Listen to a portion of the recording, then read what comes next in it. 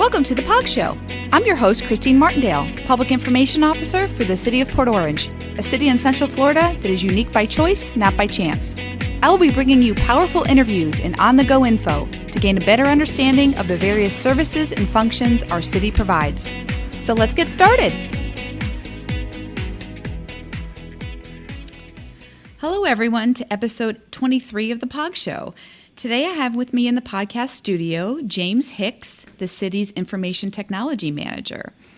Today we'll be talking exciting things happening in our IT department. So hi, James. Thank you for meeting with me today. Hi, Christine. Happy to be here. Yeah, I can't believe we're already into summer. My goodness, we're already into mid-July. I don't know where the time has gone. Time flies when you're having fun. Doesn't right? it? Exactly. So before we get into this interview, maybe tell our listeners a little bit about yourself, where you're from, how long you've been working for the city. Sure. So my name is James Hicks. I've been with the city for, going on almost 17 years now in October. So I've been here for a while. I was born just up the road in Daytona Beach at Halifax Hospital. I've been in the area pretty much my whole life, except for a few years. I lived in Orlando to attend the University of Central Florida. But I now reside in Port Orange, and I think it's a great town, and I'm happy to be here. Yeah, 17 years. Wow, I'm sure you've seen a lot. Yeah, a lot Port has Orange changed grown, since right? I first started here with the city, and the city has grown quite a bit, but I think we're in a good place. Yeah, absolutely. So as the IT manager, talk to us maybe a little bit about your department, how many people you have and how your department is broken down. Yeah, so information technology is we're at 13 staff members within the department right now, and we manage all things technology throughout the city. So all of our communications infrastructure, servers, storage, data, and all that stuff. We're also responsible for all the city's technology throughout all city facilities. So we're responsible for 5 fire stations, the police department, 2 water plants, even the golf course. So we provide support to almost 475 employees at over 16 different locations throughout the city. So we have staff members that are responsible for administering servers, doing technical support for software and hardware, things like fixing printers, fixing monitors, that kind of stuff. We also have staff members that deal with a lot of the city's applications. So, for instance, our main financial and human resource system, Workday, and other applications like that. So we stay very busy. Yeah, I can see that. And, you mentioned the golf course. I know a lot of our listeners that the Cypress Head Golf Course is something the city owns. And Yes. So we always seem to kind of forget.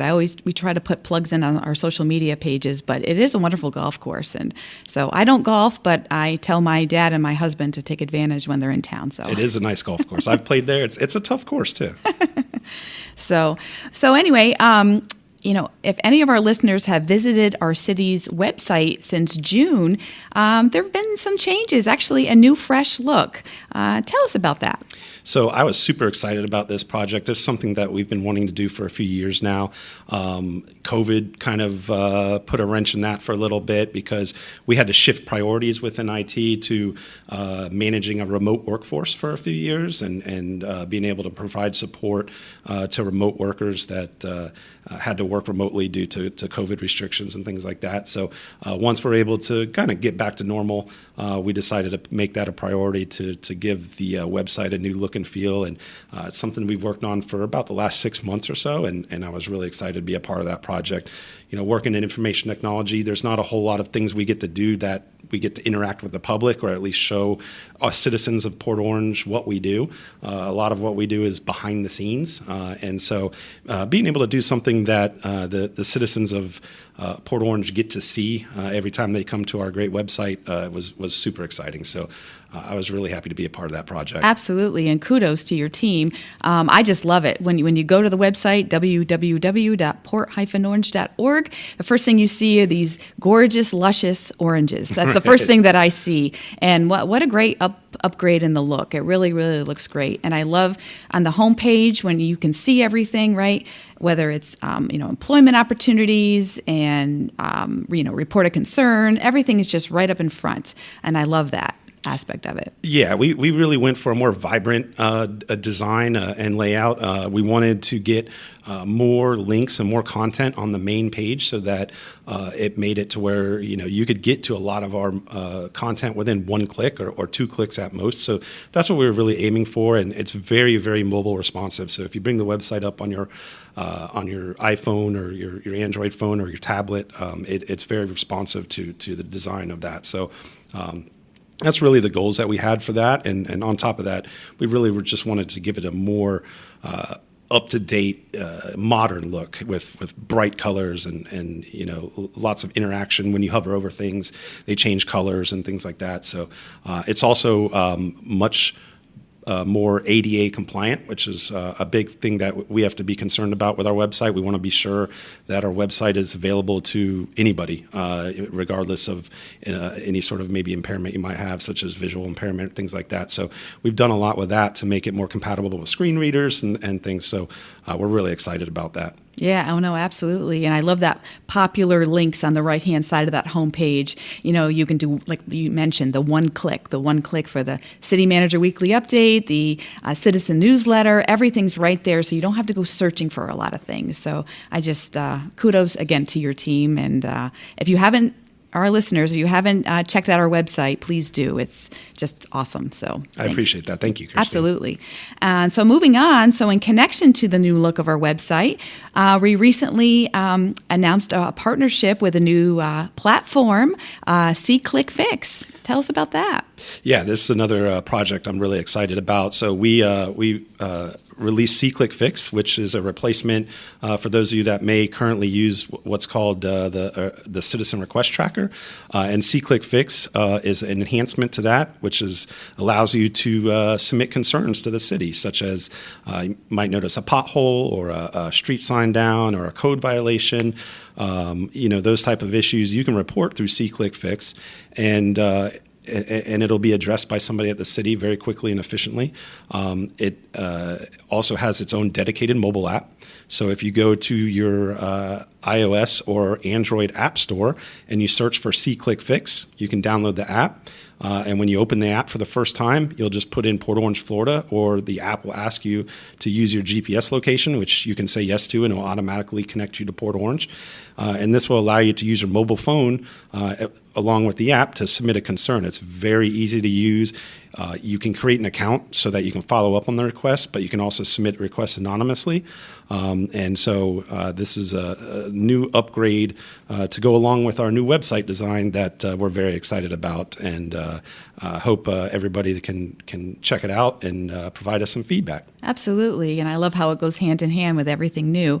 And there'll be links, obviously, in the show notes here, as well as on our social media platforms that I'll be helping to market it, but the different links on how you can click for an Android as well as an iPhone and click on it. So you'll be able to, if you're out and about and you see something, you can click on the category that you need to, address a concern, and it'll be really easy to do. Yeah, absolutely. And with the app, it allows you you can take pictures of things. So if you're out and about, and let's say you see a pothole in the street, you can open up the app, snap a picture of it. It'll actually, if you allow the app to use your GPS location, you don't even have to type in a location.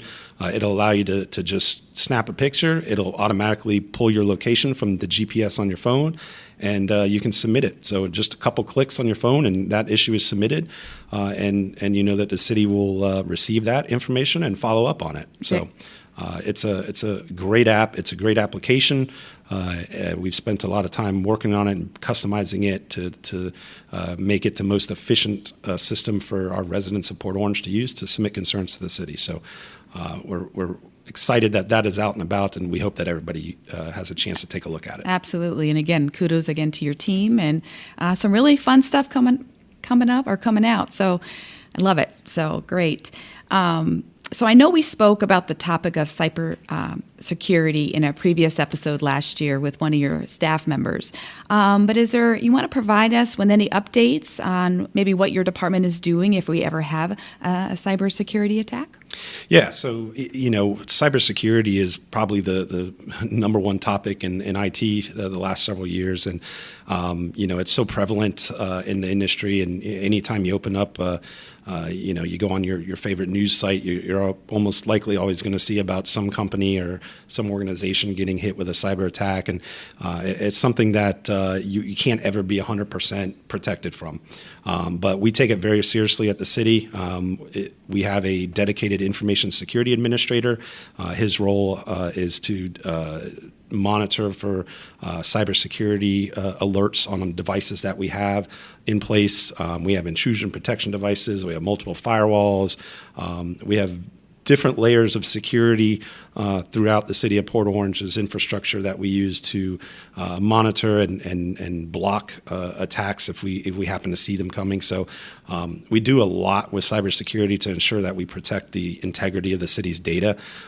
So it's a never-ending, project for us that we always have to be vigilant and maintain the highest alert level to be sure that we protect the city's data. So we've been very fortunate that we have not had any major incidents, and we hope to continue that. Absolutely. And, and your team has been really helpful in making sure that employees here internally have training. I just recently took a couple of quick training courses on this. It's always good to brush up on it because, we're involved with, technology, and it's so easy to do one wrong click, right? And oops, right? Yeah. So training is very, very important. Absolutely. And we have mandatory cybersecurity training that Christine was just talking about. We do that annually for all of our employees, and it's about a 25 minute long training that all employees must take, and it teaches you about the fundamentals of cybersecurity, how to spot malicious emails, malicious attachments, fake websites, things like that,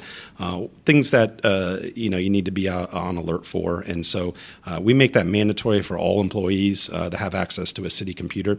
And then we also do, I like to call them spot checks, where we will send out fake emails that are from us, from the IT department, but we send these out to employees, and if they happen to click on an email or click a link that appears to be malicious, they get enrolled in mandatory training. So, and that's a bit longer of a training. That's about a 45-minute long training.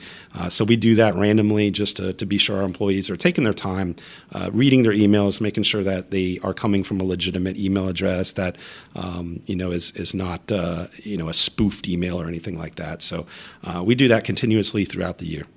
Love that, and I think training is super important. Like you said, we're so busy doing our day to day, and we'd hate to just oops. Yeah, most when you hear about ransomware and all this stuff about organizations or agencies getting hit with ransomware and they're demanding millions of dollars to get their data back. Most of that is not a direct attack on any of your systems. Most of that just comes in through an email. They'll send an email and they try to make it look like it's legitimate, and you click on the link and it downloads some malware onto your computer, and next thing you know, you've infected the entire city with ransomware. So that's why we focus a lot of our efforts on cybersecurity on our users and staff members here at the city, just to be sure that they know it's as simple as clicking on a bad link in an email can really have some consequences. Absolutely. I mean, like you said, it doesn't take much, right? No, so. Is there anything else? I know we covered some really good, cool topics. Is there anything else you would like to mention before we conclude on your end?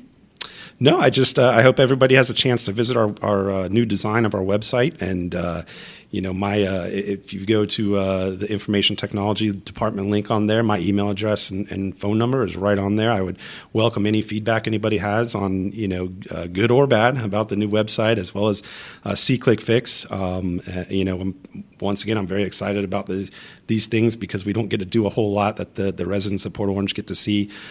So I welcome any feedback on those. Oh, I appreciate that. And of course, I'm going to sound like a broken record, but we are in hurricane season. So I just like to remind everybody, if you have not signed up for Alert Port Orange, please do so. Again, Alert Port Orange is an emergency notification system that allows you to receive communication from the city through either a phone call, a text message, message and email based on your preferences.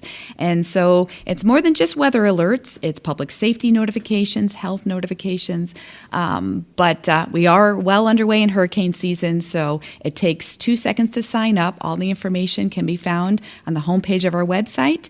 And I just welcome. It's just really great information. So again, James, thank you so much for spending a few minutes with me. Again, kudos to your team. It's the website and SeeClickFix, just really, really cool things added here to our city. Thanks so much, Christine. I had a great time being here today. Awesome. Thank you.